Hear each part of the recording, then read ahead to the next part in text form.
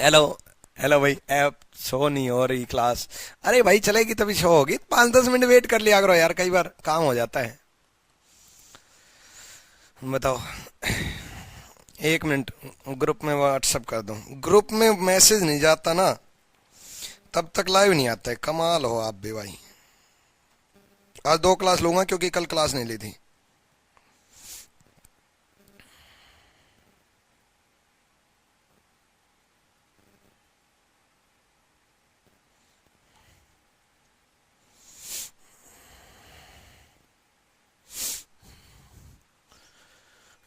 Video आ गई भाई, अब तो क्लास चालू है सर, देखिए एक बार।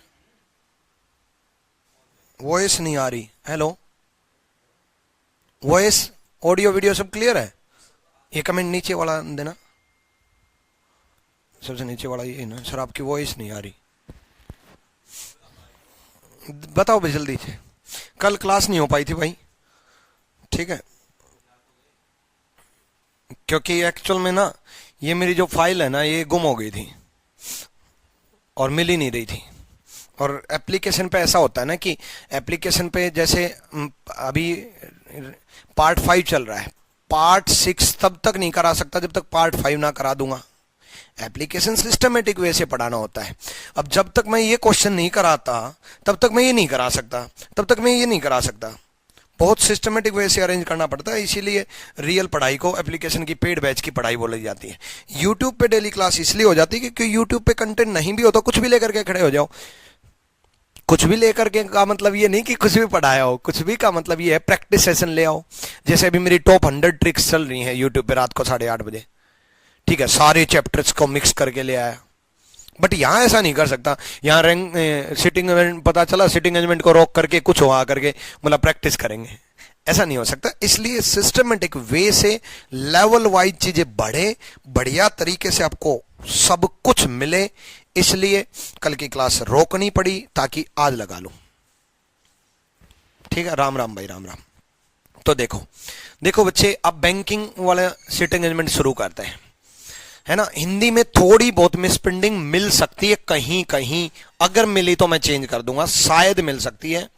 इंग्लिश में कहीं नहीं है, ठीक है, मैं चेंज करवा दूंगा शायद, क्योंकि हिंदी में चेक तो किया था बट कुछ चीजें रीचेक में रह गई होंगी, तो मैं देख लूंगा। ठीक है, देखो बड़े बड़े क्वेश्चन होते हैं सिटिंग अरेंजमेंट बैंकिंग में। प्रोफेशन साथ चलता है, रिलेशन भी साथ चलता है, तो ऐसे क्वेश्चन को कैसे करना होता है, ऐसे क्वेश्चन को कैसे करना होता है वो समझते हैं पहले। देखो बच्चे, 8 बच्चे एक सर्कुलर टेबल के चारों तरफ बैठे। Each one of them has a different profession, अलग अलग सबका प्रोफेशन है, सबका अलग अलग प्रोफेशन है। अब सिंपल सी बात है, 8 बच्चे हैं, सबका अलग अलग प्रोफेशन है।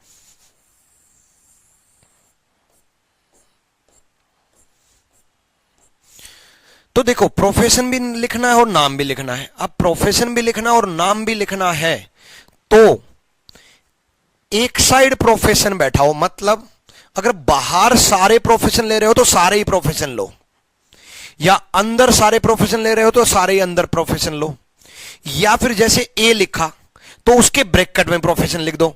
राहुल ने मान लो जैसे बैंकर है या इंजीनियर है।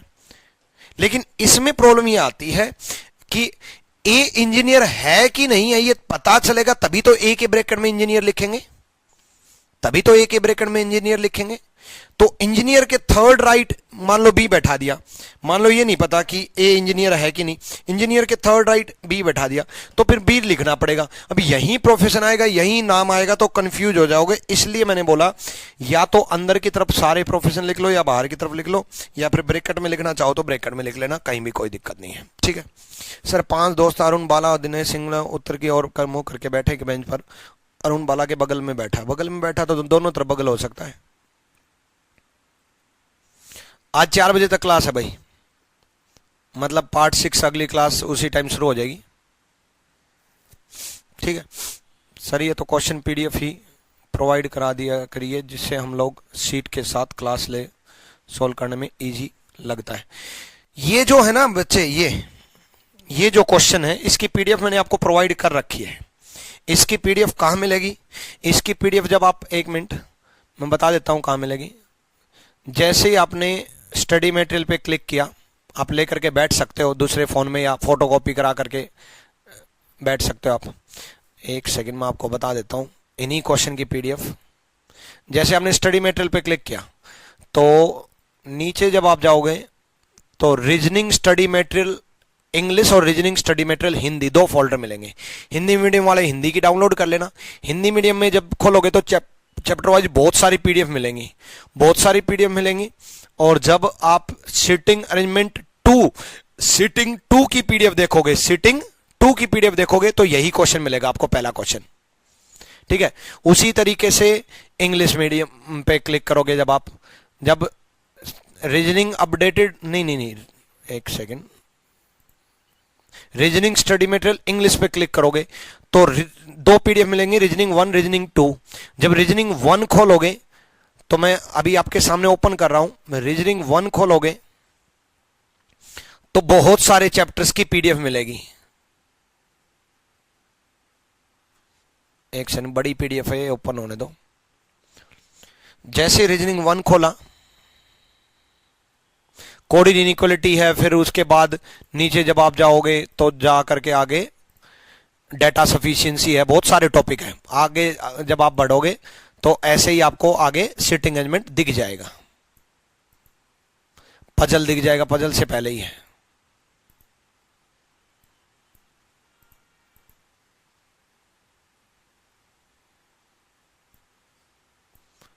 यही पीडीएफ दिख जाएगी आपको।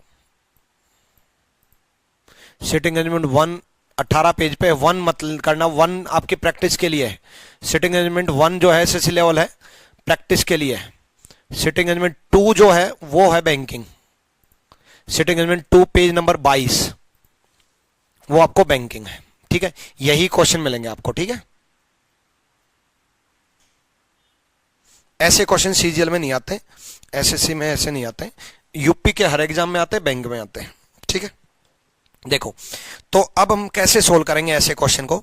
उसने कहा A sits third to the right of teacher. अब टीचर कहां बैठा है, कहीं बैठा दो, कहीं पर भी बैठा दो।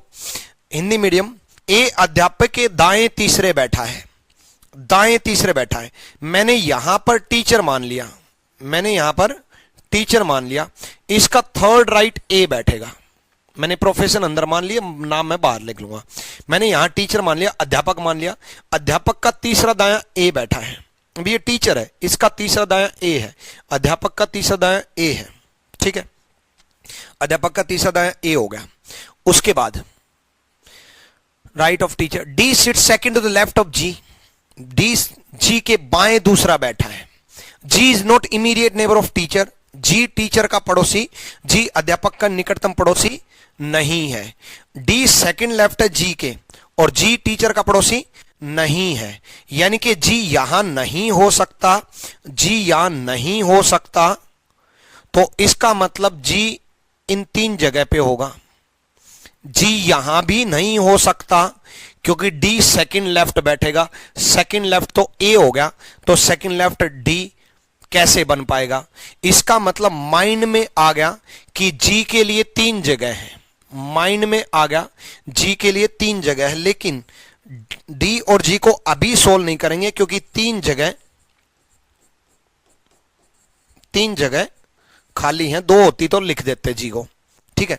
जी यहां हो सकता है ताकि सेकंड लेफ्ट डी बन जाए, जी यहां हो सकता है ताकि सेकंड लेफ्ट डी बन जाए, जी यहां हो सकता है ताकि सेकंड लेफ्ट डी बन जाए, यहां हो सकता है, ठीक है, सेकंड लेफ्ट डी बन जाए। तो इस लाइन को हमने स्किप किया, शॉर्ट फॉर्मेट में लिख लिया। देखो बच्चे, पजल और high level sitting arrangement solve करने के लिए 2 तरह सॉल्यूशन चलेंगे। एक तो आपका रियल सॉल्यूशन चलेगा, एक आपका हिडन सॉल्यूशन चलेगा।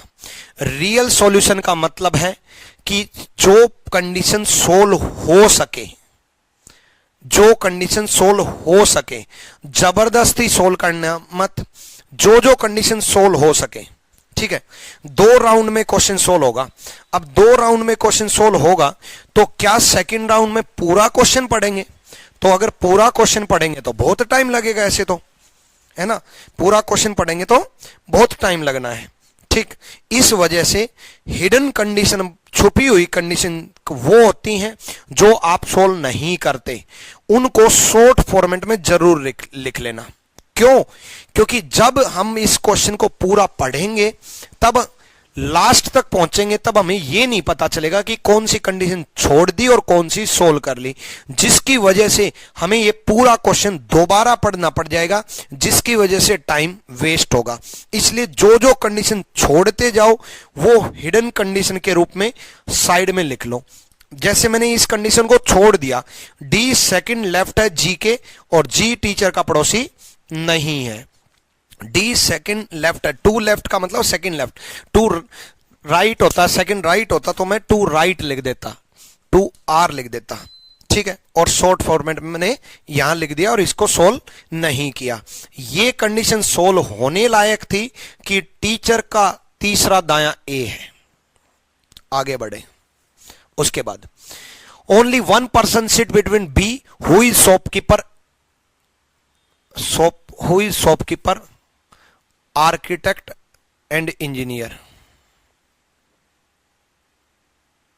Only one person sit between B who is shopkeeper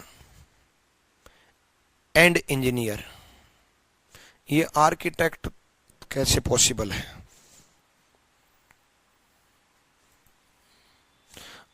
original PDF में देख रहा हूं मैं। Only one person sit between B who is shopkeeper and teacher.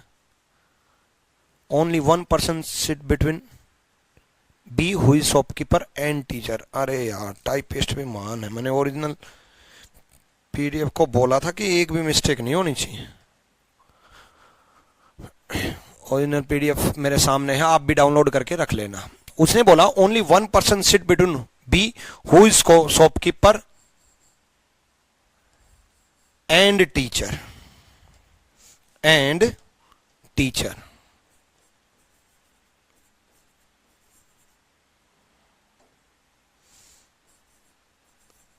ठीक है। हिंदी में केवल एक व्यक्ति जो दुकानदार है और अध्यापक के मध्य बैठा है। हिंदी में बिल्कुल सही है, केवल एक व्यक्ति जो दुकानदार है और अध्यापक के मध्य बैठता है। ठीक है। इज, अब ये देखो क्या बोला उसने, only one person sit between B who is shopkeeper. Who is shopkeeper कौन? B is shopkeeper. मतलब बी और अध्यापक के बीच में केवल एक व्यक्ति बैठा है। और अध्यापक का तो हमने सॉल्यूशन कर रखा है, टीचर तो हमारे सामने सोल्व है, टीचर यहां है।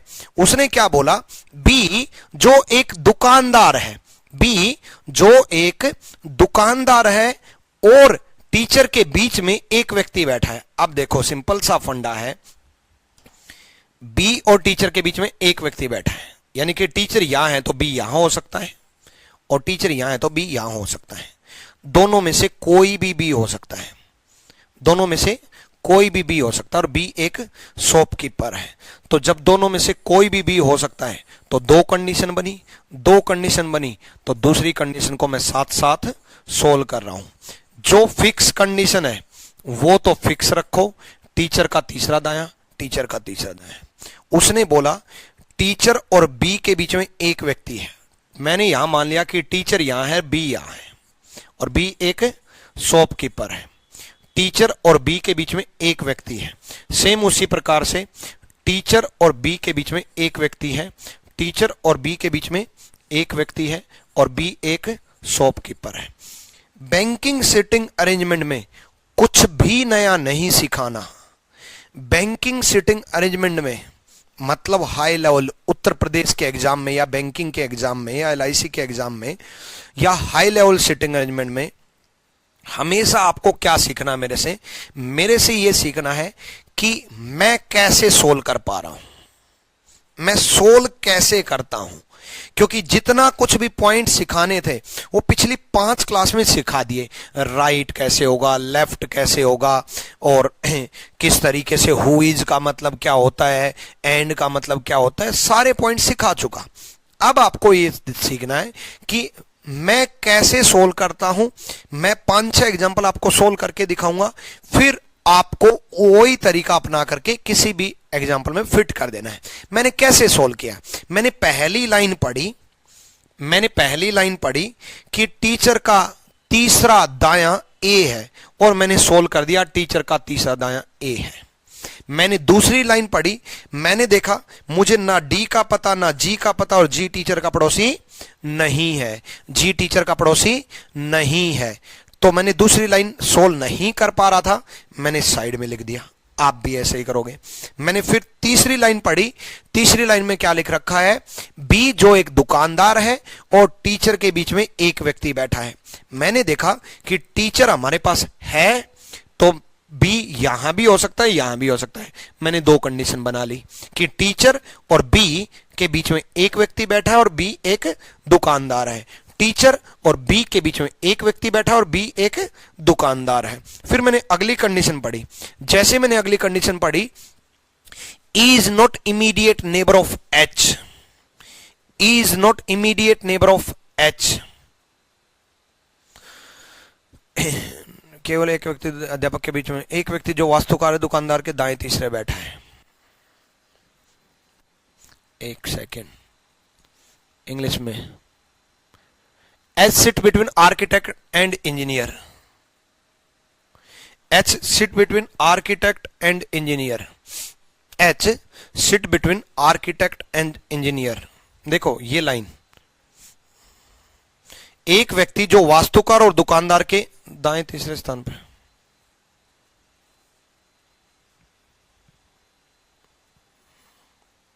एच वास्तुकार और अभियंता के मध्य बैठा है।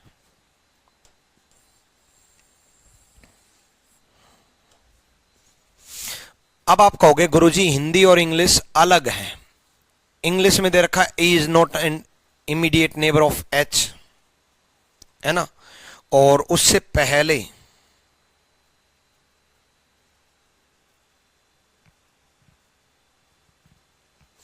यार एक सेकेंड, कुछ तो गड़बड़ है ओरिजिनल पीडीएफ में। द ओरिजिनल पीडीएफ पढ़ रहा हूं, the one who is an architect third to the right of shopkeeper, ये लाइन कहां है, B who is shopkeeper and teacher, एक व्यक्ति जो वास्तुकार है दुकानदार के दाएं तीसरे स्थान पर बैठता है।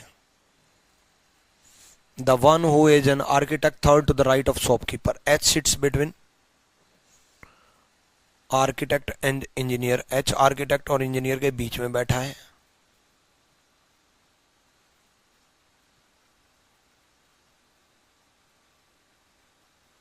Engineer third to the right of, दो लाइन मिसिंग है यार,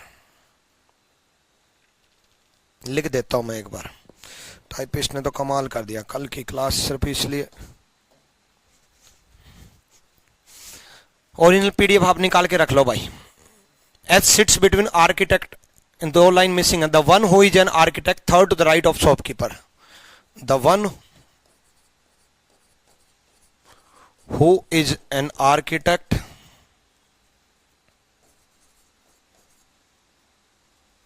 आर्किटेक्ट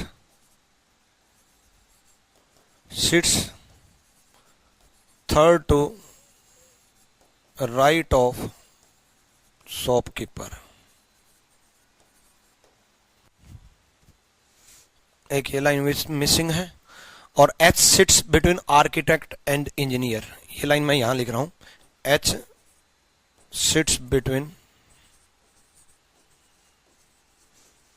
आप ओरिजिनल पीडीएफ चेक करोगे जो मैंने तरीका बताया था उससे, तो आप ये पाओगे आर्किटेक्ट एंड इंजीनियर, ठीक है। उसके बाद लाइन लिख रखी है is not immediate neighbour of H, हाँ ठीक है। चलो अब हिंदी और इंग्लिश सेम बन गया। देखो एक व्यक्ति जो वास्तुकार है, वास्तुकार मतलब the one who is an architect, वास्तुकार मतलब आर्किटेक्ट है, दुकानदार के दाएं तीसरे बैठा है, sits third to the right of shopkeeper. दुकानदार के थर्ड राइट कौन बैठा है, आर्किटेक्ट। ध्यान से पढ़ो, the one who is an architect, ये लाइन यहां आनी थी, वैसे तो यहां पर आनी थी, ये छोड़ दी, पूरी लाइन ही छोड़ दी उसने। The one who is an architect sits third to the right of shopkeeper. एक व्यक्ति जो आर्किटेक्ट है शॉपकीपर के दाएं तीसरा बैठा है। अब देखो ये लिख रखा, एक व्यक्ति जो वास्तुकार है दुकानदार के दाएं तीसरा बैठा है। ठीक है, एक व्यक्ति जो वास्तुकार है दुकानदार के दाएं तीसरा बैठा है। दुकानदार हमारे पास आया हुआ है, या तो दुकानदार ये है और या दुकानदार ये है, इन दोनों में से कोई एक है। एक व्यक्ति जो आर्किटेक्ट है दुकानदार के दाएं तीसरे बैठा है। देखो बच्चे, इस शॉपकीपर के दाएं तीसरा आर्किटेक्ट आएगा। एक व्यक्ति जो वास्तुकार है दुकानदार के दाएं तीसरा बैठा, दुकानदार के दाएं तीसरा आर्किटेक्ट आएगा, और दुकानदार के दाएं तीसरा आर्किटेक्ट आएगा। इसके अकॉर्डिंग आर्किटेक्ट यहां आएगा। अभी तक दोनों सॉल्यूशन फिट है, ये सॉल्यूशन भी ठीक है और ये सॉल्यूशन भी ठीक है। ठीक है, उसके बाद आगे बढ़े। H sits between architect and engineer. H वास्तुकार और अभियंता, अभियंता इंजीनियर होता है, वास्तुकार और अभियंता के बीच में बैठा है, यानी कि एच आर्किटेक्ट और इंजीनियर के बीच में बैठा है। एच आर्किटेक्ट और इंजीनियर के बीच में बैठा है। अब आर्किटेक्ट और इंजीनियर के बीच में कौन है? एच। ध्यान से सुनना, आर्किटेक्ट और इंजीनियर के बीच में कौन है? एच। अगर ये आर्किटेक्ट ठीक है, पता नहीं कौन सा आर्किटेक्ट ठीक है, बट अगर ये आर्किटेक्ट ठीक है, अगर ये आर्किटेक्ट ठीक है, तो एच यहां बैठेगा और इंजीनियर यहां बैठेगा। इंजीनियर का ER लिख देते हैं। ऐसा भी हो सकता है कि आर्किटेक्ट ये हो और एच यहां हो और इंजीनियर यहां हो, ऐसा भी तो हो सकता है। अब आप कहोगे गुरुजी ये जगह तो खाली नहीं थी। भाई नाम के लिए तो खाली थी ना। भाई उसने क्या बोला? उसने बोला H sit between architect and engineer. H वास्तुकार और अभियंता के मध्य बैठा है। तो ऐसा हो सकता है कि आर्किटेक्ट और इंजीनियर के बीच में एच हो, आर्किटेक्ट और इंजीनियर के बीच में एच हो सकता है। सेम यहां पर ऐसा हो सकता है कि आर्किटेक्ट और इंजीनियर के बीच में एच बैठा हो, आर्किटेक्ट और इंजीनियर के बीच में एच बैठा हो। यह पॉसिबिलिटी नहीं बन रही। आर्किटेक्ट और इंजीनियर यहां नहीं मान सकते, आर्किटेक्ट और इंजीनियर यहां नहीं मान सकते, यानी कि एक ही पॉसिबिलिटी है। अब सुनो, यहां तक एक बार फिर से बता रहा हूं, वरना मुझे मालूम है कि आप लास्ट तक पहुंचने के बाद ये कहोगे रिपीट कर दो। हकीम कह रहे हैं hello sir I got admission today. ठीक है हकीम बच्चे, आज एडमिशन लिया है तो आज की क्लास मत देखो। ठीक है, पास्ट क्लास में जाओ, और पास्ट क्लास में जाने के बाद नीचे जब आप जाओगे तो सिलोजिज्म की वीडियोज आपको दिख जाएंगी। सिटिंग अरेंजमेंट के 4 पार्ट आपको दिख जाएंगे, वो सिटिंग अरेंजमेंट के 4 पार्ट पूरे करो, फिर 5वां देखना। ठीक है, तो आज एडमिशन लिया है तो आज मत देखो। प्रैक्टिस शीट की आंसर शीट कहां है? प्रैक्टिस शीट की आंसर शीट कुछ शीट के तो बिल्कुल चैप्टर खत्म होते ही बाद में है, और कुछ जो मैंने प्रैक्टिस शीट आज जो बताई है जिसमें बहुत सारे चैप्टर हैं उसमें बिल्कुल लास्ट में है, बिल्कुल सबसे लास्ट में उसकी आंसर की। रिपीट करूं ना? जल्दी बताओ रिपीट। लास्ट में बोलोगे रिपीट, मैं यहीं तक दोबारा समझा रहा हूं। देखो बच्चे, एक क्वेश्चन में हम 1 घंटे में समझेंगे बेशक, लेकिन अच्छे से समझेंगे, क्योंकि आपको बस यही तो सीखना है मेरे से कि मैं कैसे सोल्व कर पा रहा हूं। एक क्वेश्चन ढंग से सीख लो, पहला क्वेश्चन है इसलिए एक क्वेश्चन ढंग से सीख लो, बाद में स्पीड अपने आप हो जाएगी। दोबारा सुनो, आपको क्या करना है? नंबर 1, जो सोल्व हो सकती है उसको सोल्व करो, जो नहीं हो सकती उसको साइड में रख दो, एक तरीका। दूसरा, अगर 2 पॉसिबिलिटी बन रही हैं तो दोनों को साथ लेकर के चलो। 3 बन रही हैं तो तीनों को साथ लेके मत चलना। जैसे इसमें 3 बन रही थी, मैं तीनों को साथ लेकर के नहीं चला, इसको साइड रख दिया। ठीक, 2 बन रही थी बी की तो 2 को साथ लेकर के चला। क्या करना है? पहली लाइन पढ़नी और सोल्व करना है। A sits third to the right of teacher. ध्यान से सुनो और आराम से समझा रहा हूं। टीचर का तीसरा दायां ए है, बिल्कुल हर किसी को समझ में आया ये तो। टीचर का तीसरा दायां ए है, बिल्कुल हर किसी को समझ में आया तो। ठीक है, ठीक है बच्चे, है। फर्स्ट और सेकंड जो सिटिंग एलिमेंट इंग्लिश, नहीं सॉरी, जो आप पीडीएफ देख रहे हो ना, रीजनिंग स्टडी मटेरियल इंग्लिश, उसमें रीजनिंग 1 रीजनिंग 2 जो दो आप देख रहे हो, तो 2 खत्म होने के बाद है, 2 खत्म होने के बाद 1 और 2 दोनों के आंसर की है, ठीक है। हाँ, ये लाइन हर किसी को समझ में आई। उसके बाद अब मैं कमेंट नहीं पढ़ूंगा, पहले ये सॉल्व करने दो वरना बहुत देर लग जाएगी। उसके बाद फिर अगली लाइन पढ़ी, D sits second to the left of G, G is not immediate neighbour of teacher.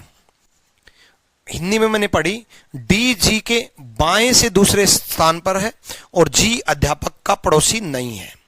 मैंने देखा कि डी सेकंड लेफ्ट है जी के और टीचर का पड़ोसी नहीं है, तो जी यहां नहीं हो सकता, यहां नहीं हो सकता, यहां यहां यहां, इन 3 जगह पे हो सकता है, यहां यहां यहां। मैंने इस लाइन को साइड में रख दिया, डी सेकंड लेफ्ट है जी के और जी टीचर का पड़ोसी नहीं है, जी टीचर का पड़ोसी नहीं है, और ये लाइन सोल्व नहीं की, साइड में रख दिया। उसके बाद अगली लाइन पढ़ी, अगली लाइन दे रखी है उसने, the only one person sit between B who is shopkeeper and teacher. ठीक, केवल एक व्यक्ति बी जो दुकानदार है और अध्यापक के मध्य बैठा है, जो दुकानदार है और अध्यापक के मध्य बैठा है। तो क्या किया, दुकानदार और बी के मध्य एक व्यक्ति है और बी एक दुकानदार है, बी और अध्यापक के बीच में एक व्यक्ति है और बी एक दुकानदार है। ये लाइन क्लियर, बिल्कुल। इस तरफ भी अध्यापक और बी के बीच में एक व्यक्ति बैठा है और बी एक दुकानदार है, बी एक दुकानदार है और टीचर और बी के बीच में एक व्यक्ति बैठा है, बिल्कुल क्लियर ये लाइन। नेक्स्ट, उसके बाद जो छोड़ दी थी टाइपेशन लाइन, वो लाइन मैंने लिख दी ओरिजिनल पीडीएफ से देख करके, the one who is an architect sits third to the right of shopkeeper. ठीक है, the one who is an architect sits third to the right of shopkeeper. एक व्यक्ति जो वास्तुकार है, दुकानदार के दाएं तीसरे स्थान पर है। अब दुकानदार के दाएं तीसरे स्थान पर है, दुकानदार हमें यहां पता है, इस दुकानदार के तीसरा दाया कौन हुआ, आर्किटेक्ट, और इस दुकानदार के तीसरा दाया कौन हुआ, आर्किटेक्ट। दोनों में फिट बैठा है ना। दुकानदार के तीसरा दाया कौन हुआ, आर्किटेक्ट, और दुकानदार के तीसरा दाया कौन हुआ, आर्किटेक्ट। भाई 5 क्लास पढ़ा चुका, अब मैं 6ठी क्लास में लेफ्ट राइट समझाता फिरूंगा तो मतलब आप गलत कर रहे हो फिर तो। इसका मतलब पिछली 5 क्लास अच्छे से स्ट्रांग नहीं है कि मैं आपको यह समझाऊं कि दुकानदार का तीसरा दाया ये होगा, ये समझा चुका। अब तो मेरे को यह समझाना है कि 2 कंडीशन कैसे लेकर के चलना है। उसके बाद फिर ये लाइन थी, H sits between architect and engineer. H वास्तुकार और अभियंता के मध्य बैठा है, एच वास्तुकार और अभियंता के मध्य बैठा है। देखो एच जो है आर्किटेक्ट और इंजीनियर के बीच में बैठा है, और इसमें एच आर्किटेक्ट और इंजीनियर के बीच में बैठा है। 2 एच पॉसिबल है, इसमें एक ही एच पॉसिबल है। आर्किटेक्ट और इंजीनियर के बीच में एच बैठा है, यहां इंजीनियर नहीं मान सकते क्योंकि ये टीचर फिक्स है, ये टीचर फिक्स है। अब एक चीज सोचो ध्यान से, हमने ये लाइन छोड़ी थी, डी जी का दूसरा बाया है और जी टीचर का पड़ोसी नहीं है, तो जी यहां नहीं हो सकता क्योंकि टीचर का पड़ोसी बन जाएगा, जी यहां नहीं हो सकता क्योंकि टीचर का पड़ोसी बन जाएगा, जी यहां नहीं हो सकता क्योंकि सेकंड लेफ्ट डी कैसे जाएगा, जी यहां नहीं हो सकता क्योंकि सेकंड लेफ्ट डी कैसे जाएगा, और जी यहां भी नहीं हो सकता क्योंकि सेकंड लेफ्ट डी कैसे जाएगा, है कि नहीं। जी यहां नहीं हो सकता क्योंकि टीचर का पड़ोसी नहीं है, जी यहां नहीं हो सकता तो टीचर का पड़ोसी नहीं है, जी यहां नहीं हो सकता क्योंकि सेकंड लेफ्ट डी बैठाना है, जी यहां नहीं हो सकता सेकंड लेफ्ट डी बैठाना है, यानी कि ये कंडीशन कैंसिल हो गई, ये कंडीशन कैंसिल, ये कंडीशन सही जाएगी।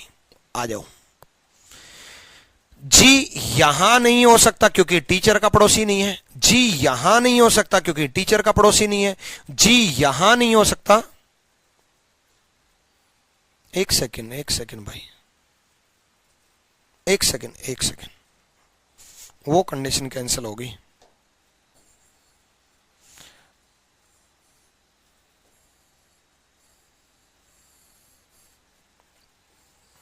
एक सेकेंड, देखो दोबारा, जी यहां नहीं हो सकता, यहां नहीं हो सकता, थोड़ी थोड़ी कंडीशन माइंड में रखना।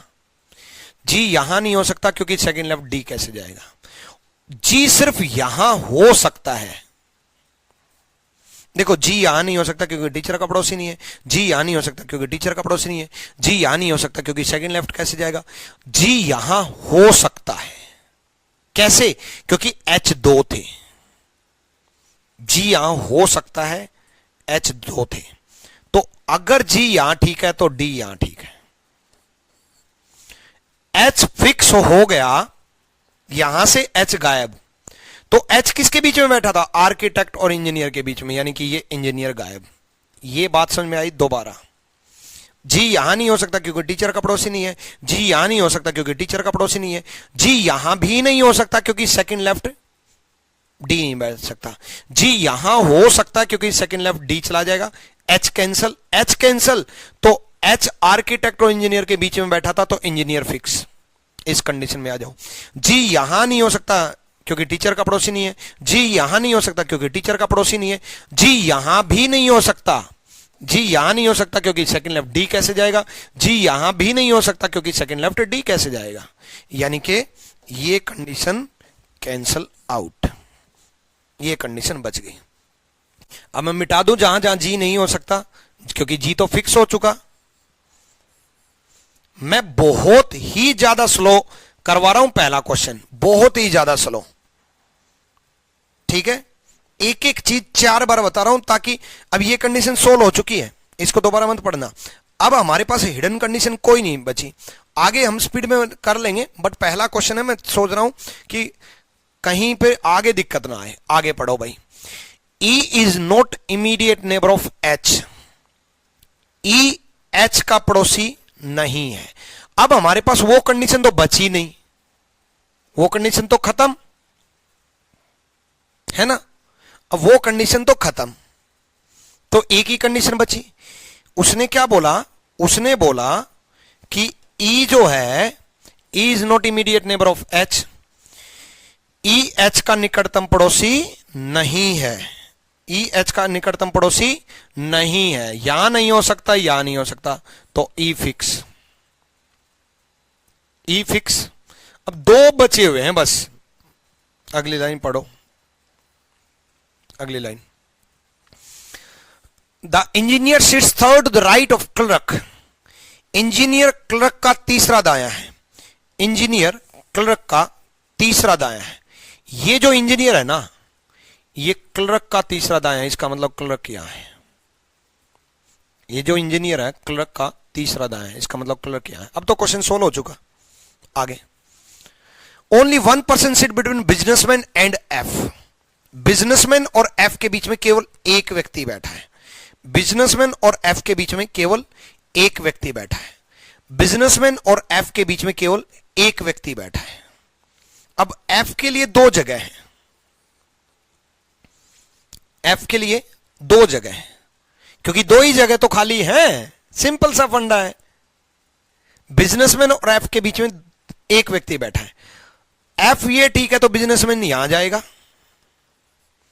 और ई बिजनेसमैन हो नहीं सकता, क्योंकि क्या बोल रहा है, E is neither businessman NOR doctor, ठीक, केवल एक व्यक्ति व्यापारी और एफ के मध्य बैठा है, ई ना व्यापारी है ना चिकित्सक है, ई ना व्यापारी ना चिकित्सक है, तो ई बिजनेसमैन तो हो नहीं सकता, और एफ और बिजनेसमैन के बीच में एक व्यक्ति बैठा है, यानी कि ये एफ नहीं हो सकता, क्योंकि ई बिजनेसमैन नहीं हो सकता, जिसकी वजह से ये बिजनेसमैन कैंसल, ई बिजनेसमैन नहीं हो सकता, जिसकी वजह से ये एफ कैंसल, एफ फिक्स हुआ, और एफ और बिजनेसमैन के बीच में एक व्यक्ति बैठा है।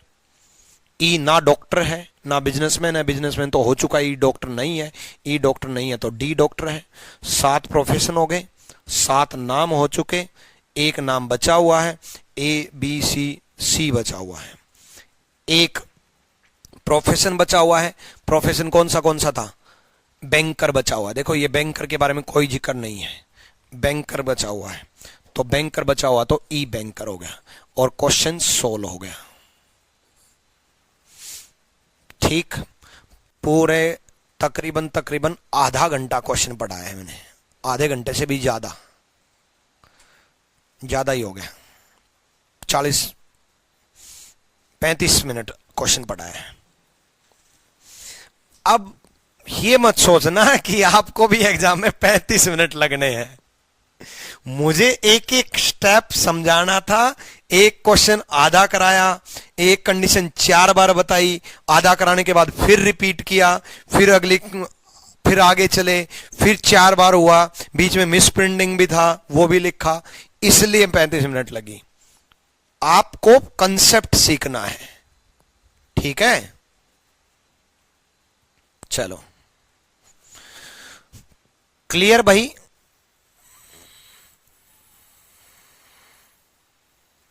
डन। अब आगे इतना टाइम नहीं लगाएंगे, पहला क्वेश्चन था बैंकिंग का, इसलिए टाइम लगाना बनता है। इसको सुनो अब।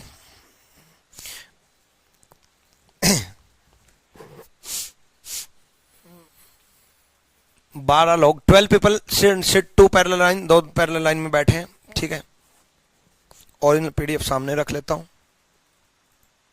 कोई मिस्टेक हुई तो मैं बताता रहूंगा। ओरिजिनल में कोई मिस्टेक नहीं है, ओरिजिनल बहुत बार चेक हो चुकी ना।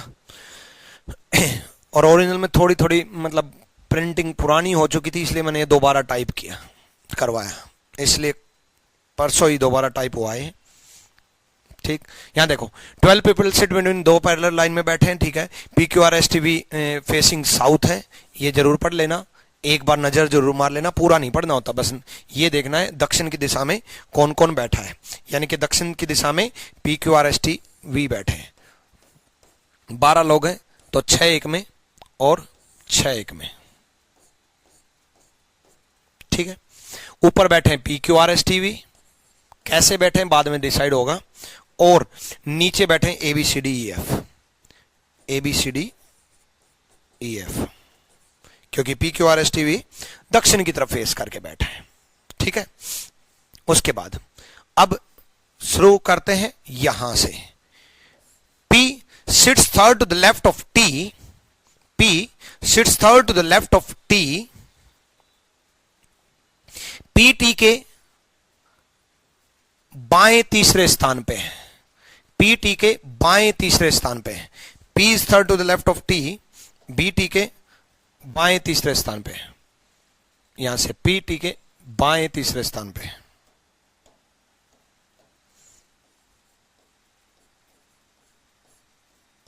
ठीक है? बाएं तीसरे स्थान पे है। चलो, तो अब POT हमें पता है ऊपर वाले लाइन में बैठे हैं, third to the left of T, PT के बाएं तीसरे स्थान पे है। पहली लाइन पढ़ी, पहली लाइन सोल्व कर दी, PT के बाएं तीसरे स्थान पर बैठा है, ठीक है? तो सिंपल सा फंडा है, POT ऊपर वाली लाइन में है। अब T यहां भी हो सकता है, P यहां भी हो सकता है, लेफ्ट तो इस तरफ होगा, T यहां भी हो सकता है, P यहां भी हो सकता है, T यहां भी हो सकता है, P यहां भी हो सकता है। तो 3 कंडीशन बन गई। मैंने कहा था 3 कंडीशन एक साथ लेकर के मत चलो, इससे अच्छा है उसको बाद में सोल्व कर लो, उसको बाद में सोल्व कर लो। तो इस लाइन को मैं बाद में सोल्व करूंगा, P is third to the left of T, ऊपर वाली लाइन में जाएंगे, बाद में सोल्व करेंगे। उसके बाद अब अगली लाइन पढ़ी, neither P nor T sits extreme end, neither P nor T sit extreme end, ठीक है? न तो P न T पंक्ति के छोर पर बैठे हैं, अंतिम छोर पर बैठे हैं, ना P और ना T पंक्ति के अंतिम छोर पर बैठे हैं, ठीक है? तो सिंपल सा फंडा है, T और P अंतिम छोर पर नहीं बैठ सकते, तो ये लाइन सोल्व हो गई, लिखने की जरूरत नहीं है, क्योंकि T यहां नहीं बैठ सकता क्योंकि अंतिम छोर पर नहीं है, तो T यहां जाएगा और P यहां जाएगा। अब आप कहोगे गुरुजी यहां भी तो बैठ सकता, T यहां हो, थर्ड लेफ्ट P यहां हो, नहीं बैठ सकता भाई, P अंतिम छोर पर पहुंच जाएगा और P और T अंतिम छोर पर नहीं है, इसका मतलब T और P फिक्स हुए। उसके बाद A sits second to the right of E and neither A nor E face T, ठीक है? A sits second, A does not sit at extreme and R does not face A.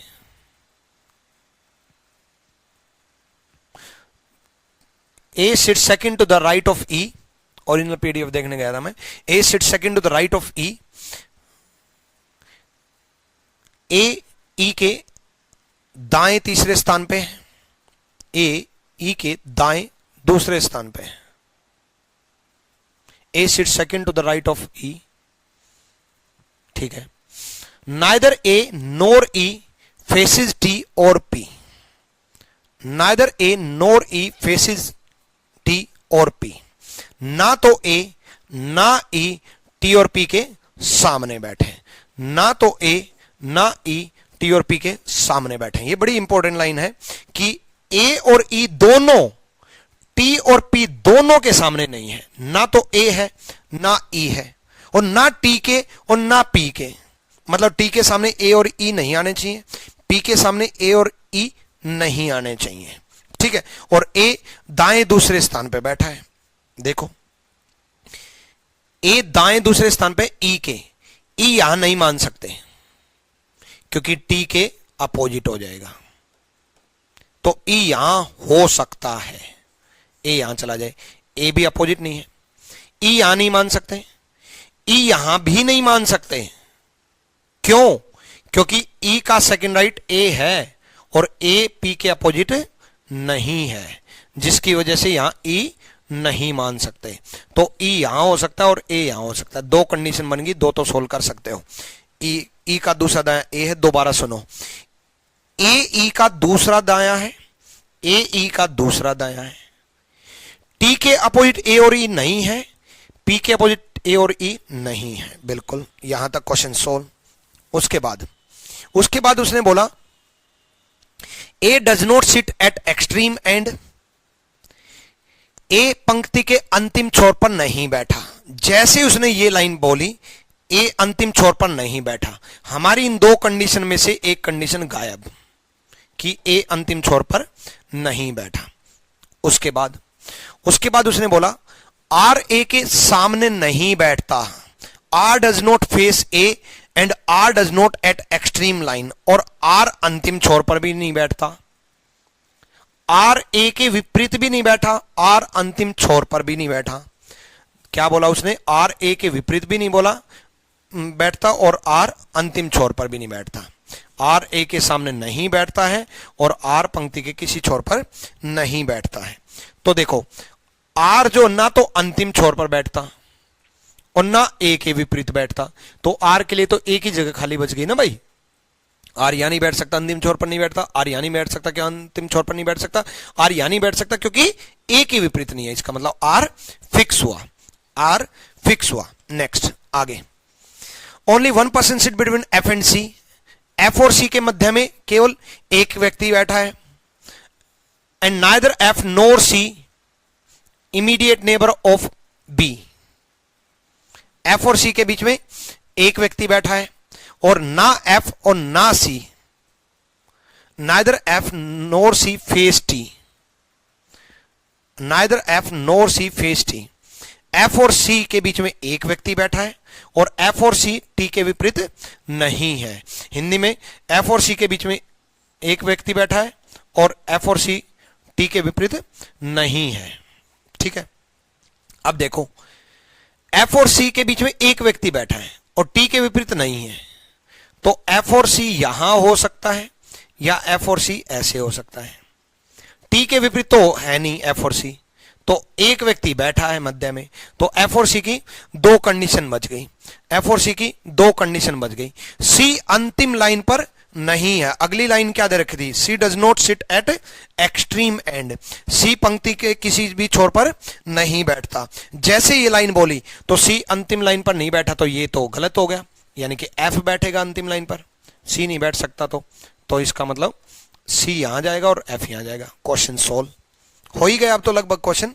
उसके बाद only 1% sit between V and Q, V और Q के बीच में केवल एक व्यक्ति बैठा है, केवल एक व्यक्ति बैठा है, वी और क्यू के बीच में केवल एक व्यक्ति बैठा है। अब देखो वी और क्यू के बीच में केवल एक व्यक्ति बैठा है, तो यानी कि वी और क्यू या तो यहां जाएंगे या ये हो सकता है क्यू यहां हो वी यहां हो, क्योंकि एक व्यक्ति की जगह तो यही है बस, ठीक है। F is not immediate neighbour of B, F B का निकटतम पड़ोसी नहीं है, एफ बी का निकटतम पड़ोसी नहीं है, ठीक है, तो ठीक है, एफ बी का निकटतम पड़ोसी नहीं है, तो एफ बी का निकटतम पड़ोसी नहीं है, इसका मतलब बी यहां जाएगा और बी यहां जाएगा, तो डी के लिए जगह बच गई।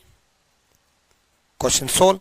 उसके बाद F does A does not face V, A V के सामने नहीं बैठा, ए वी के सामने नहीं बैठा, ए वी के सामने नहीं बैठा, तो क्यू फिक्स। जैसे यहां से क्यू फिक्स तो यहां वी फिक्स, यहां क्यू फिक्स तो यहां वी फिक्स, तो यहां एस फिक्स और question fix. Question solve. Clear भाई? अगला क्वेश्चन आप सोल्व करने की कोशिश करो। पहले 1 मिनट का टाइम आपके पास।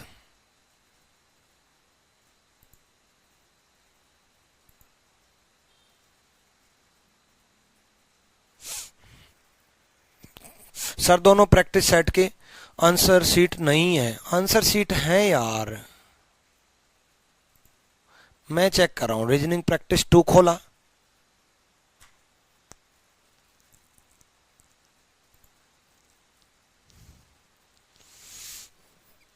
इसका सोल्व करो भाई जल्दी।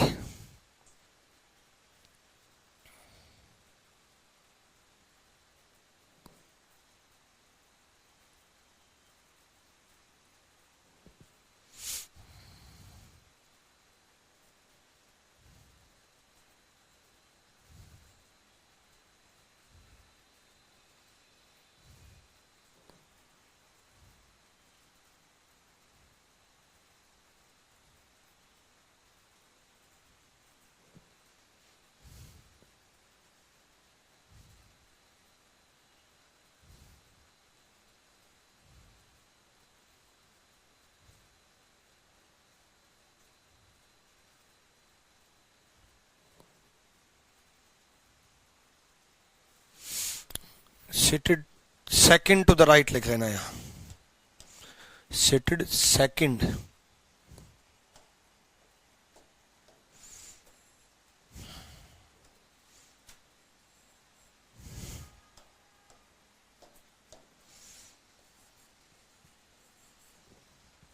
सेकंड राइट ऑफ ही, ठीक है, बाकी पूरा ठीक है, चेक कर लिया मैंने।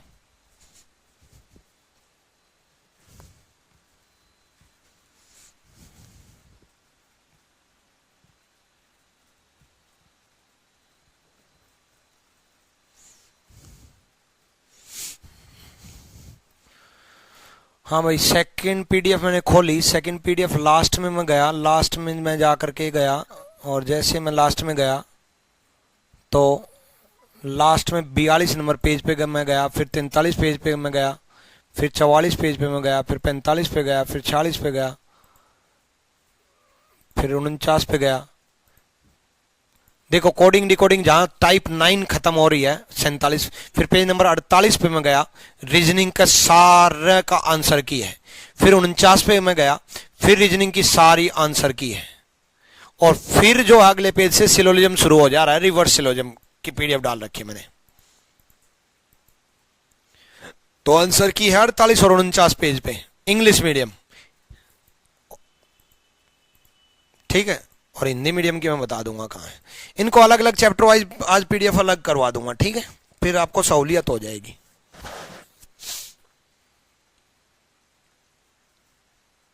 युवराज पता चल गया कहां है आंसर की? सोल्व कर लिया? कोशिश तो की होगी, सोल्व तो क्या किया होगा। आ जाओ, इसके लिए तो जगह यहां है मेरे को सोल्व करने के लिए, तो बार बार पेज नहीं पलटना पड़ेगा। यहां देखो 8 लोग बैठे हैं भाई,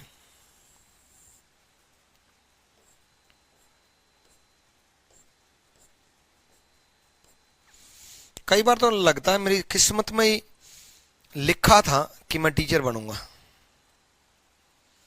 वो इसलिए लगता है क्योंकि जब मैं कोटा में था तो मैंने रीजनिंग नाम भी नहीं सुना था, मतलब एसएससी वगैरह के लिए रीजनिंग नाम नहीं सुना था। वैसे तो रीजनिंग हमारे तो स्कूल में भी थी, जैसे आज स्कूल में लगती है ना, पहली क्लास में भी रीजनिंग लगती है, 5वीं क्लास में भी रीजनिंग आती है, 6ठी 7वीं 8वीं सब में रीजनिंग आती है।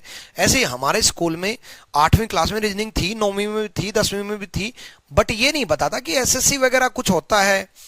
12th क्लास में ये नहीं पता था, इवन ग्रेजुएशन कर ली थी तब भी नहीं पता था कि एसएससी वगैरह कोई होता है। बस ये है कि सरकारी नौकरी का पता ही नहीं था, क्योंकि कैट की प्रिपरेशन करनी थी। और उसके बाद भी कैट की प्रिपरेशन करते करते एसएससी का दोस्त ने फॉर्म भरवा दिया। 2012 में एज ए इंस्पेक्टर सेलेक्टेड हूं मैं। मजाक मजाक, मेरे कोई इरादा नहीं था कि मेरे को एसएससी करना है या एसएससी देना है, बस ये है कि एसएससी की स्ट्रेटेजी जानी थी। हाँ, तो मैं जो बात बोल रहा था कि कई बार लगता है कि टीचर बनना था, 10वीं क्लास में जब आया था, उससे पहले 9वीं क्लास में हमारा एक इवेंट हुआ करता था कि पहले वाली क्लास को आपको पढ़ाना होता है। मतलब जब आपका 2 बजे या 3 बजे स्कूल खत्म हो जाता था, उसके बाद हमारा स्कूल में ऐसा 1 घंटे 1.5 घंटे का इवेंट होता था। डेली किसी ना किसी बच्चे को किसी ना किसी को बोर्ड पे पढ़ाना होता है। तो मैं जब सर्कल बनाता था ना, तो मेरा टीचर ये बोलता था कि तू सर्कल बड़ा गोल बनाता है, बिल्कुल ऐसे। अब तो तिरछा बनने लग गया, बट उस टाइम तो बिल्कुल गोल बनता था। तब मेरे को फील आता था कि मैं टीचर बनूंगा, और मुझे पता नहीं था कि आपको पढ़ाऊंगा। मुझे क्या पता था कि मुझे आप जैसे बेरोजगार मिलेंगे, है ना, फिर उनको रोजगार का रास्ता दिखाऊंगा। धन्यवाद आप सब लोगों के प्यार के लिए। चलो, हाँ, तो आ जाओ, कभी कभी बातें भी याद आ जाती हैं। क्वेश्चन सॉल्व करते हैं। The profession of the male within the group are lecturer, lawyer, doctor, scientist. Male का प्रोफेशन है, फीमेल हाउसवाइफ है, मैरिड कपल है, ठीक है, मैरिड कपल है, मतलब 4 हस्बैंड 4 वाइफ। कपल है तो ऑब्वियसली 4 4 ही होंगे, है ना, ठीक है। तो प्रोफेशन जो है मेल का है lecturer, lawyer, doctor, scientist. Among the male, ये वर्ड बड़ा अच्छा है, ओनली, ठीक। पुरुषों में केवल, बड़ा अच्छा पॉइंट है। छोटा सा है, इग्नोर कर देते हैं, इसलिए छोटा सा है, इग्नोर कर देते हैं, जिसकी वजह से among the male only are the lawyer V the scientist sitting together. पुरुषों में केवल आर और वी साथ में बैठे हैं, केवल आर और वी। इसका मतलब कोई और पुरुष साथ में नहीं बैठेगा, केवल आर और वी बैठे हैं। या तो आर यहां ठीक है और या वी यहां ठीक है, या ऐसा भी हो सकता है कि वी यहां हो, आर यहां हो। या तो आर ठीक है या वी ठीक है, ये ठीक है या तो या ये ठीक है। लेकिन केवल आर और वी, मेल को मैं प्लस से इंडिकेट कर रहा हूं, केवल आर और वी साथ में बैठे, कोई और साथ में नहीं बैठा, कोई और साथ में नहीं बैठा, केवल ये 2 लोग साथ में बैठे। क्लियर भाई? केवल ये 2 लोग साथ में बैठे और कोई पुरुष साथ में नहीं आएगा। यानी कि इसके बाद यहां महिला आएगी, फिर पुरुष आएगा, फिर महिला आएगी, फिर पुरुष आएगा, फिर महिला आएगी, फिर पुरुष आएगा। नहीं, ये तो 2 पुरुष साथ में आ जाएंगे, ऐसा भी नहीं होगा। इसका मतलब ये हुआ कि यहां पुरुष है तो यहां महिला आएगी, और यहां पुरुष है तो यहां महिला आएगी, ठीक है। पुरुष केवल आर और वी साथ में बैठे, कोई और नहीं बैठा। उसके बाद each man seated besides his wife. जब इंग्लिश में समझ में ना आए तो अंग्रेज मत बनना, हिंदी में पढ़ लेना। प्रत्येक पुरुष अपनी पत्नी के साथ में बैठा है, प्रत्येक व्यक्ति अपनी पत्नी के साथ में बैठा है। तो ये बिसाइड की जगह, बिसाइड्स की जगह बिसाइड आएगा। हालांकि आपको तो इतना फर्क पता भी नहीं होगा, ठीक है। देखो बच्चे, बिसाइड का मतलब है दोनों साथ में बैठे हैं, और बिसाइड्स का मतलब है साथ में नहीं बैठे, अलावा बैठे हैं। ऐसा लगते ही मीनिंग चेंज हो जाता है, ठीक। तो प्रत्येक व्यक्ति अपनी पत्नी के साथ में बैठा है, ठीक है। तो each man is seated beside his wife, प्रत्येक व्यक्ति अपनी पत्नी के साथ में बैठा है। यू प्रवक्ता की पत्नी है, अपनी पत्नी के साथ में बैठा है। इसका मतलब आर की पत्नी यहां है और वी की पत्नी यहां है कि नहीं? ऐसी इस कंडीशन में वी की पत्नी यहां है और आर की पत्नी यहां है, ठीक है। उसके बाद U the wife of lecturer, U the wife of lecturer second to the right of V. अब एक बड़ा इंपॉर्टेंट टास्क सुनो, U the wife of lecturer second to the right of we.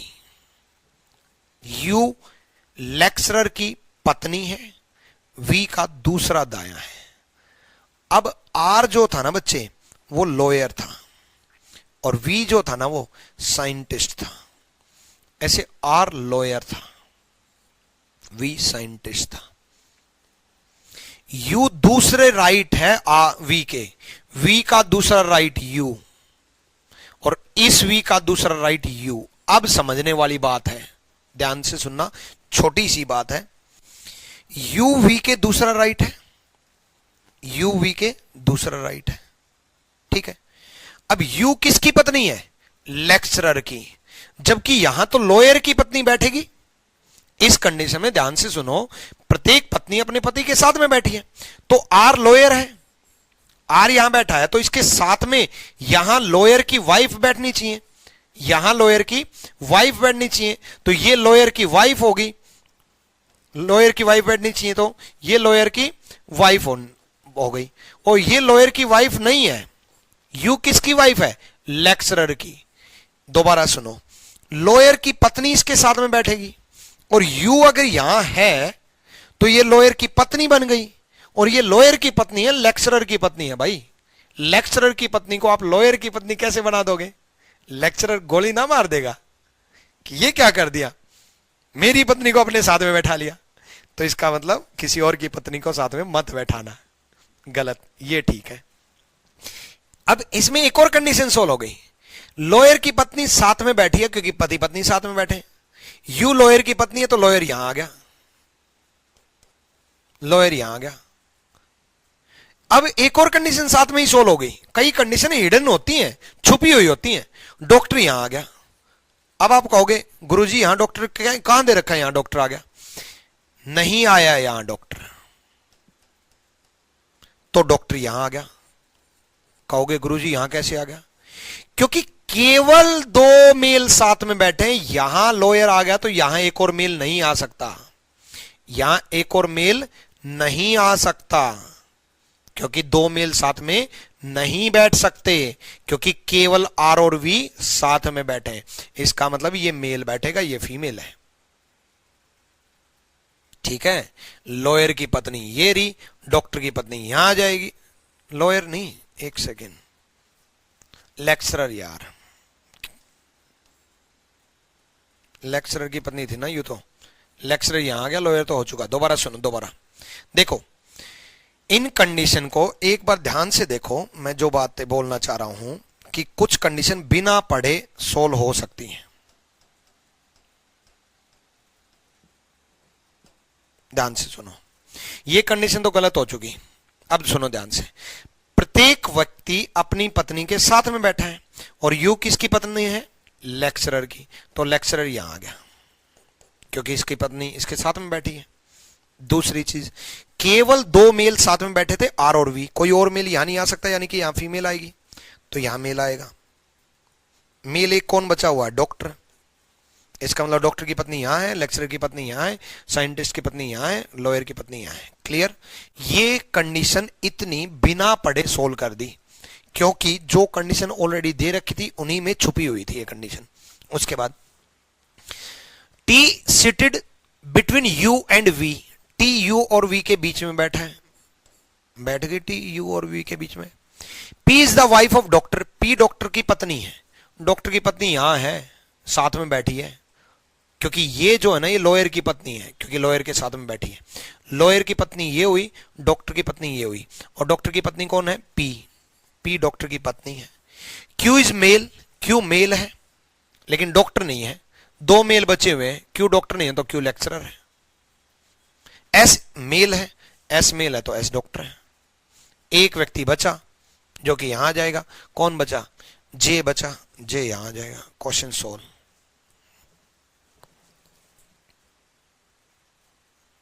Clear?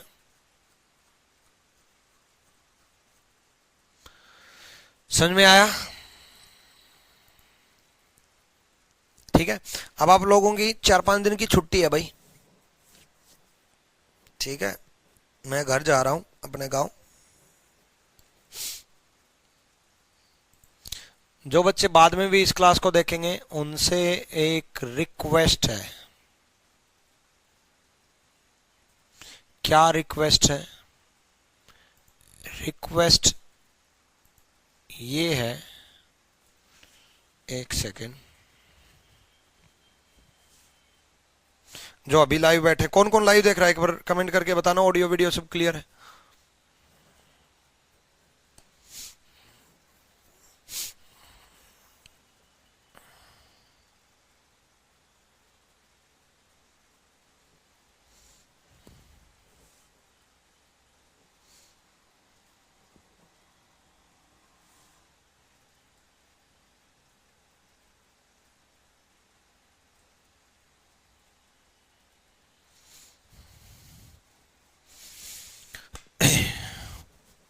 अगला क्वेश्चन करो तब तक।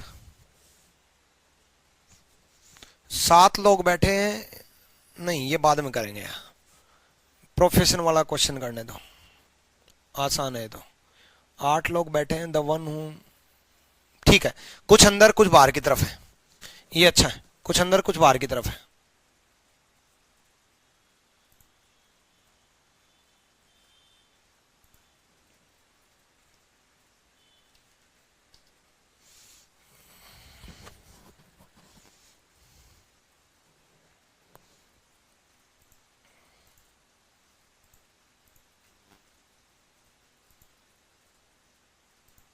All okay, clear है, clear है। मैंने अभी आपको एक लिंक भेजा है,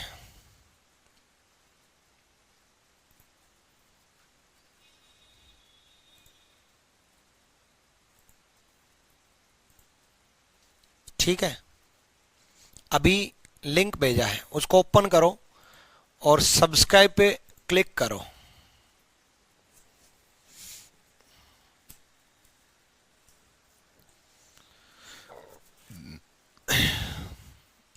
इसमें हमारी पूरी टीम बीच बीच में, क्योंकि कुछ वीडियोज ना हम एप्लीकेशन पे दे पाते, कुछ वीडियोज ना हम यूट्यूब पे दे पाते, तो कुछ वीडियोज ऐसी देने के लिए अलग चैनल बनाया है। एप्लीकेशन पे इसलिए नहीं दे पाते क्योंकि एप्लीकेशन में पढ़ाना है, यूट्यूब पे भी इसलिए नहीं दे पाते क्योंकि यूट्यूब पे रैंकर्स गुरुकुल यूट्यूब चैनल है, उस पर भी पढ़ाने की वीडियो डालेंगे। अगर कोई और वीडियो डाल दी, और वीडियो कैसी मैं बताता हूँ, कोई और वीडियो डाल दी तो वो नीचे चले जाएंगे पढ़ाने वाली। और वीडियो जैसे कल मैं कंटेंट बना रहा था तो रात को 2:30 बजे मेरे को ऐसी कुछ पढ़ाई से रिलेटेड इंफॉर्मेशन देनी थी, कैसे पढ़ना चाहिए, किस तरीके से, एक छोटी सी वीडियो भी बनाई थी, ठीक है, बच्चे को कैसे पढ़ना चाहिए, स्टडी रूम में क्या होना चाहिए, किस टाइप की आपका माहौल होना चाहिए, ऐसी वीडियो बनानी थी आपकी गाइडेंस के लिए। गाइडेंस की वीडियो हो गई, तब मेरे को फील हुआ यार ये कहाँ अपलोड करूं, ना मैं ये एप्लीकेशन में बता सकता ये रास्ता, ना मैं ये अपनी यूट्यूब पे बता सकता।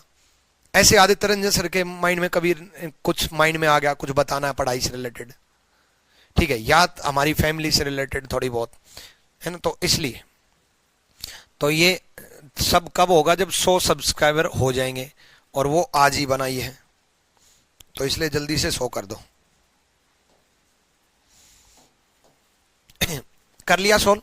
देखो बच्चे, एक स्क्वायर के चारों तरफ बैठे हैं, 2:30 बजे दूसरी क्लास शुरू हो जाएगी, इसी का सेकंड पार्ट। दूसरी क्लास बना दी थी इसलिए मैं दूसरी क्लास में लाइव आऊंगा, मतलब आपको अपकमिंग क्लास में दिख रही होगी, तो इसको एंड करूंगा 2:30 बजे, दूसरी में लाइव हो जाऊंगा, ठीक है, वरना इसी को कंटिन्यू कर लेता 3 घंटे, बट वो अपकमिंग में दिखाएगा इसलिए उसी को लाइव कर देते हैं। 2:30 बजे करेंगे। 8 दोस्त हैं, सर्कल के नहीं स्क्वायर के चारों तरफ बैठे हैं, 4 सेंटर की तरफ फेस है, 4 का बाहर की तरफ फेस है। अब ये the one who sits 4 corner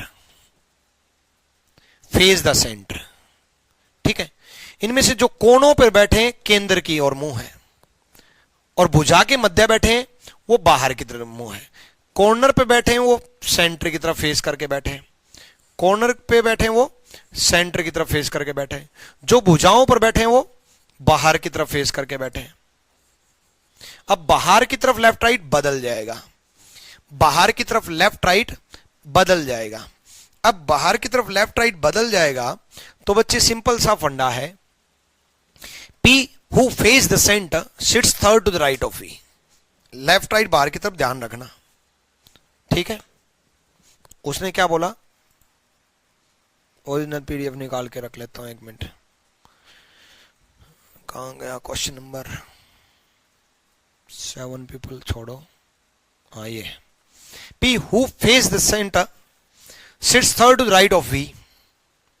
ठीक है, पी जो केंद्र की ओर मुंह है, वी के दाएं तीसरे स्थान पे बैठा है।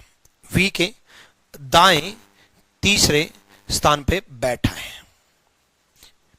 पी का मुंह केंद्र की तरफ है, इसका मतलब वी का मुंह बाहर की तरफ है। अब आप कहोगे ये कैसे पता चला कि पी का मुंह केंद्र की तरफ है तो वी का बाहर की तरफ है? ध्यान से सुनो, 8 बंदे जब भी हो, एक सेंटर एक बार, एक सेंटर एक बार, ये तभी होगा जब एक सेंटर एक बार, एक बाहर एक सेंटर, एक बाहर एक सेंटर, एक बार एक सेंटर, एक बार एक सेंटर, एक बार एक सेंटर, एक बार एक सेंटर, ऐसी कंडीशन हो। तो इवन प्लेस हमेशा डिफरेंट रहेंगे। कैसे? इस क्वेश्चन को छोड़ो, मैं जनरल इंफॉर्मेशन दे रहा हूं। मान लो कोई व्यक्ति ए है, मान लो कोई व्यक्ति ए है, इवन प्लेस नहीं, sorry odd place, sorry odd place, एक बार और रिपीट कर रहा हूं, गलती से बोल गया था, ओड प्लेस। मान लो ये व्यक्ति ए है, देखो ए बाहर की तरफ है, ए बाहर की तरफ है, तो एक राइट अंदर है, एक ओड है ना, 3 राइट, 1 2 3 अंदर है, 3 राइट, 5 राइट, 1 2 3 4 5 अंदर है, ए बाहर की तरफ था। 7 राइट, 1 2 3 4 5 6 7 अंदर है। ओड प्लेस, लेफ्ट में भी दोबारा सुनो, एक लेफ्ट, ए बाहर था, एक लेफ्ट अंदर है, ए बाहर था, 3 लेफ्ट, 1 2 3, 3 लेफ्ट, 1 2 3 अंदर है। अब आप कहोगे गुरुजी आप गलत चल रहे हो, ए का राइट तो इस तरफ होगा। मेन मुद्दा वो नहीं है, मुझे भी पता है ए का राइट इस तरफ होगा, ए का लेफ्ट इस तरफ होगा, मेन मुद्दा वो नहीं है। मेन मुद्दा ये है जो मैं समझाना चाह रहा हूं कि ओड प्लेस ये बार है तो ओड पोजीशन चाहे राइट हो चाहे लेफ्ट हो, ओड पोजीशन बदल जाएगी। मतलब ये बार है तो दूसरा अंदर होगा। इवन प्लेस सेम रहेगी। देखो ये ए बाहर है, इवन 1 2 बाहर ही है, इवन 4, 1 2 3 4 बाहर ही है, इवन इस तरफ 1 2 बाहर ही है, इवन 1 2 3 4 बाहर ही है। क्लियर ये पॉइंट? तो उसने बोला पी का मुंह केंद्र की तरफ है, इसका मतलब थर्ड राइट है, ओड है, ठीक है। वी के तीसरा दाएं, इसका मतलब वी का बाहर की तरफ है, वी का बाहर की तरफ है। अब वी कहीं पर भी बैठा लो, यहां बैठाओ, यहां बैठाओ, यहां बैठाओ, यहां बैठाओ, जहां मन करे वहां बैठा लो, बस लेफ्ट राइट ध्यान रखना। वी का मुंह बाहर की तरफ है और वी का मुंह बाहर की तरफ है, इसका थर्ड राइट इस तरफ होगा, इसका थर्ड राइट इस तरफ होगा पी। देखो वी बाहर की तरफ है तो राइट ऐसे चलेगा और लेफ्ट ऐसे चलेगा। वी अंदर की तरफ होता तो लेफ्ट इस तरफ चलता और राइट इस तरफ चलता, तो वी का थर्ड राइट ये होगा। Clear? T who face the centre not immediate neighbour of V. T जिसका मुंह केंद्र की तरफ है, वी का पड़ोसी नहीं है। टी जिसका मुंह केंद्र की तरफ है, वी का पड़ोसी नहीं है। अब देखो केंद्र की तरफ हमारे पास 3 है, 1 2 3, इन तीनों में से हो सकता है टी, और टी वी का पड़ोसी हो नहीं सकता, इसका मतलब टी फिक्स, टी फिक्स। उसके बाद only 1% sit between V and W, only 1% sit between V and W. V और डब्ल्यू के बीच में केवल एक व्यक्ति बैठा है, वी और डब्ल्यू के बीच में केवल एक व्यक्ति बैठा है, इसका मतलब डब्ल्यू या तो यहां होगा या यहां होगा, या तो यहां होगा या यहां होगा, इन दोनों में से कोई एक होगा। H sit second to the right of Q and Q face the centre, Q face the centre, ठीक है। एस क्यू के दाएं से दूसरे स्थान पे और क्यू का मुंह केंद्र की तरफ है, एस क्यू के दाएं से दूसरे स्थान पे और क्यू का मुंह केंद्र की तरफ है। केंद्र की तरफ यही दो बचे हुए हैं। क्यू का मुख केंद्र की तरफ है, इसका दूसरा दाएं एस है। एस क्यू का दाएं दूसरे स्थान पर, क्यू का मुख केंद्र की तरफ है। हो गया क्वेश्चन सोल्व। ठीक है। क्यू का फेस केंद्र की ओर है। ठीक है। आर पी का निकटतम पड़ोसी नहीं है। आर यहां नहीं हो सकता, यहां नहीं हो सकता, आर यहां नहीं हो सकता, यहां नहीं हो सकता, तो इसका मतलब आर यहां होगा, और आर यहां होगा तो एक व्यक्ति बचा, वो यहां आ जाएगा। कौन बच गया? वाई बच गया। Question solve. क्लियर? ठीक, डन। एक प्रोफेशन का और कर लेते हैं।